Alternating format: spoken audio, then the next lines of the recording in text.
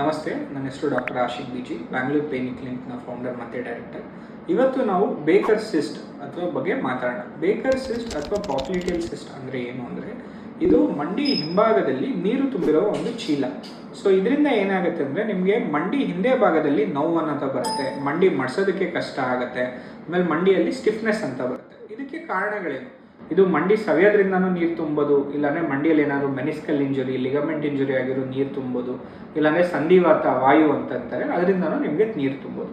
So ಇದನ್ನು ಹಿಂಗೆ ನಾವು ಟ್ರೀಟ್ ಮಾಡ್ತೀವಿ ಅಂದರೆ, ಫಸ್ಟ್ ಯಾವ ಬಂದರೆ ನಮ್ಮ ಹತ್ರ ಬೇಕರ್ ಸಿಸ್ಟ್ ಇದೆಯಾ ಇಲ್ವಾ ಅಂತ ನೋಡೋಕ್ಕೆ ಒಂದು ಅಲ್ಟ್ರಾಸೌಂಡ್ ಅಂತ ಮಾಡ್ತೀವಿ.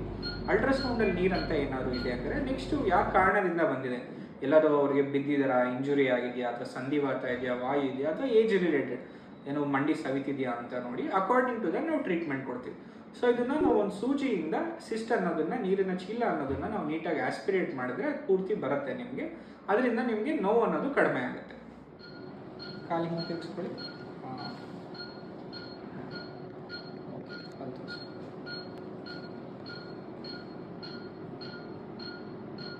ನೀರು ತುಂಬಿರೋದು ಚಿಕ್ಕ ಸೂಜಿ ಅಲ್ಲಾಡಬಾರ್ದು.